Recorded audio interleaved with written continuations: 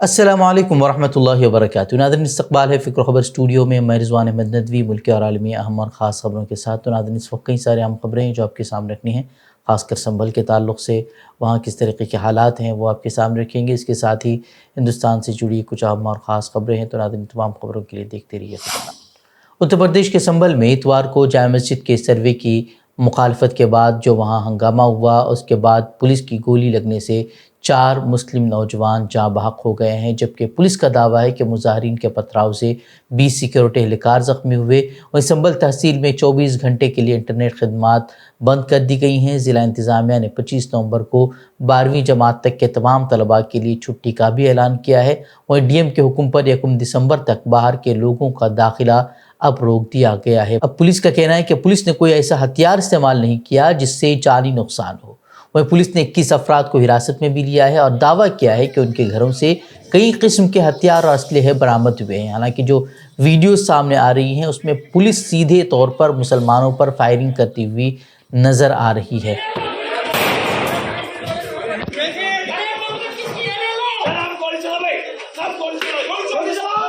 हंगामा क्यों हुआ उसके तो साफ विजुअल मौजूद हैं कि सर्वे टीम के साथ ऐसे लोग मौजूद थे या उन्हें साथ लिया गया था कि वो मुसलमानों को उकसाएं, और सर्वे टीम के साथ बाकायदा हिंदुओं के मजहबी नारे, जो कि मजहबी नारे से ज़्यादा आजकल तशद्दुद की अलामत बनता जा रहा है, उसका इस्तेमाल किया गया।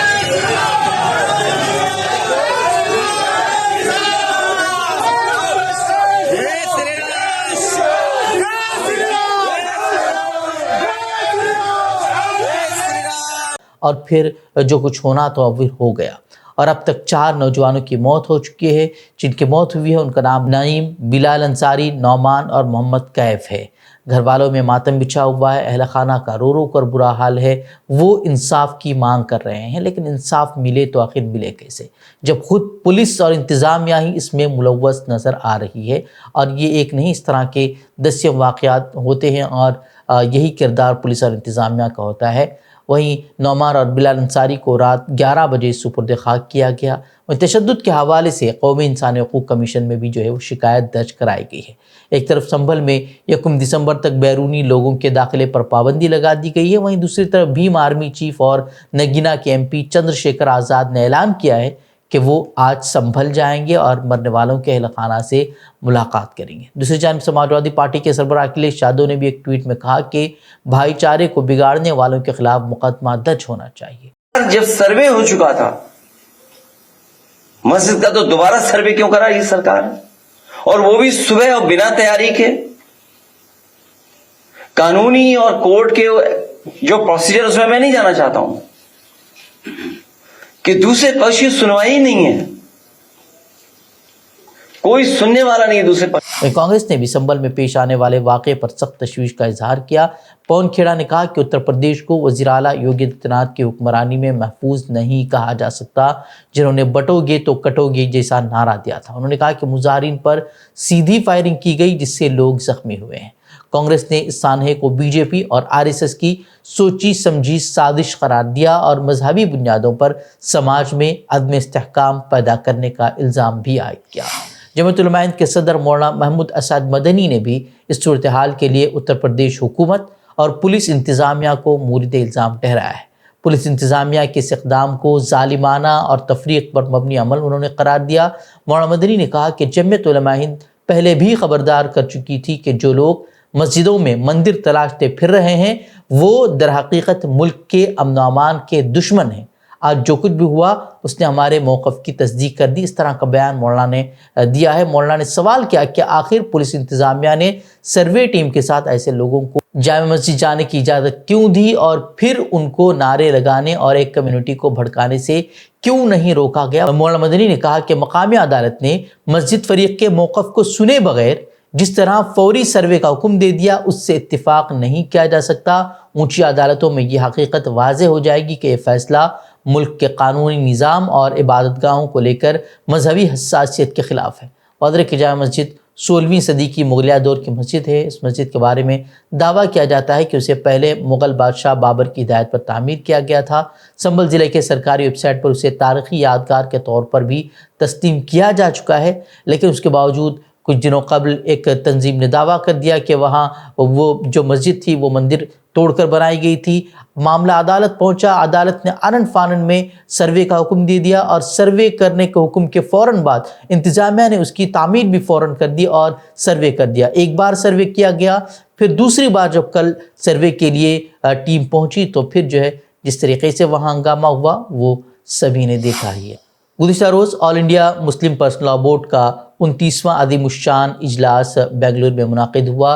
इस इजलास का उन्वान तहफ़्फ़ुज़ शरीयत और वक्फ़ इमलाक का दिफ़ा था, जिसमें कर्नाटक के मुख्तलिफ़ इलाक़ों से हज़ारों अफराद ने शिरकत की। इस प्लेटफॉर्म के ज़रिए मुस्लिम ज़ाती क़वानीन और वक्फ़ एक्ट से मुताल्लिक़ हालिया पेशरफ्तों पर शदीद मुखालफत का इजहार किया गया।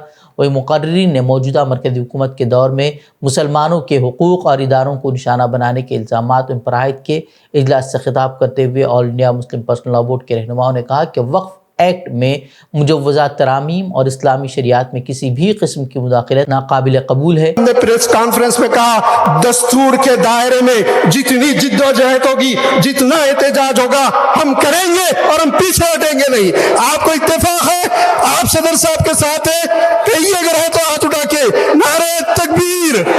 अल्लाह बोर्ड आपको ये पैगाम देना चाहता है और ये आवाज़ दे रहा है कि आप उसकी आवाज़ पर तमाम जमहूरी आदाब और क़वानीन का लिहाज रखते हुए और पुरअमन तरीक़े पर अगर मुस्लिम पर्सनल लॉ बोर्ड आपको ये पैगाम दे कि बेंगलोर ही नहीं कर्नाटक की तमाम सड़कों को जाम कर दिया जाए, तो आप उसके लिए तैयार हो? अगर आपको ये पैगाम दे कि आपके बेंगलोर की असेंबली का घेराव करना है, कलेक्ट्रेट का घेराव करना है पूरे अमन और शांति के साथ में, तो उसके लिए आप तैयार हो इंशाअल्लाह। अगर आपसे ये कहा जाए कि नहीं, इस पर बात नहीं बनेगी, आपको दिल्ली पहुंचना है और दिल्ली के पार्लियामेंट का घेराव करना है और वहां के रोड को जाम करना है और वहां जाकर अपना एहतजाज दर्ज करवाना है, तो मेरे दीन के मतवालों ये बतलाओ, तुम उसके लिए तैयार हो? अपने अपने हाथों को उठाकर बतलाएं इंशाअल्लाह। पूरे वसूख से कह देना चाहता हूं कि अगर आप खुद ये तहिया कर लें और फैसला कर लें कि हमारी जान चली जाए, हमारा माल चली जाए, हमारी इज्जत चली जाए, लेकिन हम इस चिराग दीन मतीन के चिराग को अपने जिंदगी अपने सीने के अंदर हमेशा साथ में रखेंगे, हिफाजत करेंगे और जाएंगे तो इस सीने में ईमान की चिंगारी लेकर दफन होंगे इंशाअल्लाह इंशाअल्लाह। मेरे अजीज़ों और दोस्तों, इत्तिबा मुहम्मदी अला साहिब सलात व सलाम के अलावा कोई तुम्हारा कोई चाराकार नहीं है। इसलिए मैं ये बात साफ तौर पर कह देना चाहता हूं कि जब तक कि तुम अल्लाह से ताल्लुक कायम नहीं करोगे, इन तमाम जद्दोजहद के अंदर तुमको कामयाबी हासिल नहीं होगी। तकरीब में मुल्क के मौजूदा समाजी व सियासी हालात पर भी गुफ्तगू। मुक़र्रिरीन ने हुकूमत पर इल्ज़ाम लगाया कि वो मुतनाज़ा बिलों और पॉलिसियों के ज़रिए हिंदू और मुसलमानों के दरमियान इख्तिलाफात पैदा कर रही है और वक्फ़ क़वानीन के ज़रिए मुसलमानों के इमलाक को हड़पने की कोशिश का भी हुकूमत पर इल्ज़ाम आया। इसके लिए है कि 47 में बदकिस्मती से हिंदुस्तान का बंटवारा हुआ था, 2024 में लोग दिलों का बंटवारा करना चाह रहे हैं। हम इस दिल का बंटवारा होने नहीं देंगे। भारत के अपने प्रिय हिंदू भाइयों से मैं उनका आशीर्वाद और दुआएं लेकर उन्हें कहना चाहता हूं, हिंदू भाइयों, हम आपके बगैर नहीं, आप हमारे बगैर नहीं। हमारे और आपके बीच में ये तीसरा कोई लैंड ब्रोकर आ गया है, जिसकी ना बीवी है ना बच्चे हैं। ये जिधर जाते हैं उधर सताते हैं, लेकिन इनको बता दीजिए और साफ साफ बता दीजिए, कुत्ते वफादार हो ये बात तो सही है, मगर वफादार कुत्ते बन जाए ये बात सही नहीं है। क्या समझ रखा है? All India Muslim personal law board, हमारे बुजुर्गान दीन अकाबरीन बैठे हैं। मैं आपसे सच कहता हूं, हमें अपने दीन की भी हिफाजत करनी है और अपने देश हिंदुस्तान की भी हिफाजत करनी है। वही संभल सानहे की भी गूंज इजलास में सुनाई दी। संभल में کیسی دردناک واردات پیش آئی ہے. ایک تو مسجدوں کے سلسلے میں یلغار کا وہ رخ ہے جو ہم دیکھ رہے ہیں، اور دوسری طرف جمہوری دائرے میں رہتے ہوئے احتجاج کرنے والوں کے ساتھ جو سلوک اپنایا جا رہا ہے وہ نہایت ظالمانہ ہے. مساجد اللہ کے گھر ہیں اور ہر قیمت پر ان کی حفاظت کی جائے گی. کہ سنبل میں کیا حالات پیش آ رہے ہیں. آج ہماری مسجدیں خطرے میں، ہمارے مدرسے خطرے میں، ہماری درگاہیں خطرے میں، ہمارے آستانے خطرے میں، ہمارے امام باڑے خطرے میں، ہمارے قبرستان خطرے میں، وقف کی لاکھوں ایکڑ کی جائیدادیں قبضے میں خطرے میں ہیں. ان سب کو بچانا ہے اور ہمیں آپ کو مل کر کے بچانا ہے. وہیں پیغمبر اسلام حضرت محمد صلی اللہ علیہ وسلم کی شان میں گستاخی کرنے والوں کے خلاف قانون بنانے کی بھی مانگ کی گئی. آج کا یہ اجلاس شان رسالت میں گستاخی کرنے والوں کی سخت الفاظ میں مذمت کرتا ہے اور حکومت ہند سے مطالبہ کرتا ہے کہ وہ حضور اکرم صلی اللہ علیہ وسلم نیز ہر محترم و مقدس شخصیت کی اہانت کو روکنے کے لیے مضبوط اور مؤثر قانون بنائے. آج سے عہد لیا ہے مسلم پرسنل لا بورڈ جو بھی پیغام آپ کو دے دو باتوں کا خیال رکھیں. ایک تو جس بات کی دعوت دے اس پر عمل کیجیے، چاہے اس کے لیے کوئی وقت کی قربانی دینی پڑے، مال کی قربانی دینی پڑے، گرفتاری دینی پڑے. جو پیغام اور انڈیا مسلم پرسنل بورڈ دے اس پیغام پر لبیک کہیے. اور دوسری بات یہ ہے کہ اس پیغام پر لبیک کہنے کے ساتھ ساتھ اس کا بھی خیال رکھیے کہ جس چیز کو ابھی بورڈ نے نہیں کہا ہے وہ مت کیجیے. جب بڑھنے کو کہا جائے تو بڑھیے، اور اگر کہیں کہا جائے کہ یہ موقع بڑھنے کا نہیں ہے پیچھے ہٹ جائیے تو وہاں اپنے آپ کو پیچھے ہٹنے کے لیے بھی تیار رکھیے. بولے انشاءاللہ. سماجوادی پارٹی کے صدر اکھلیش یادو نے ایک پریس کانفرنس کر یو پی میں ضمنی انتخابات میں انتخابی دھاندلی کا الزام عائد کیا. انہوں نے کہا کہ ہمیں ایسی بہت سی ویڈیوز موصول ہوئی ہیں جو ہم نے الیکشن کمیشن کے ساتھ ساتھ متعلقہ حکام کو بھیجی ہیں. انہوں نے کہا کہ کندرکی سے ان کے امیدواروں کی ویڈیو انہوں نے دیکھی ہیں. جب وہ صبح سویرے ووٹ ڈالنے نکلے تو انہیں اطلاع ملی کہ ان کے بوتھ کے ایجنٹ کو وہاں سے نکال دیا گیا ہے. پولیس انتظامیہ نے مل کر جو برتاؤ کیا اور ان کی نیت اور منشا صاف ظاہر کر رہی تھی کہ سماجوادی پارٹی کا کوئی ایجنٹ بوتھ پر نہ رہے. اکھلیش یادو نے کہا کہ یہ جدید دور کی الیکٹرانک بوتھ کیپچرنگ ہے. انہوں نے کہا کہ اگر ممکن ہو تو ای وی ایم کی فورنسک جانچ کرائی جانی چاہیے. انہوں نے کہا کہ اگر یہ پتہ چل جائے کہ ای وی ایم کا بٹن ایک انگلی سے کتنی بار دبایا جائے تو دودھ کا دودھ پانی کا پانی ہو جائے گا. اکھلیش یادو نے پریس کانفرنس کے دوران کہا کہ آئین سے لے کر ریزرویشن تک سب کچھ تباہ کرنے کا ارادہ بی جے پی کر رہی ہے. ایسے میں کون اسے ووٹ دے گا، یہ سوال انہوں نے کھڑا کیا. انہوں نے الیکشن کے دوران خواتین پر بندوق اٹھائے جانے کا بھی مدعا اٹھایا اور کہا کہ یہ بی جے پی کی کمزوری کو پوری دنیا کے سامنے لاتا ہے.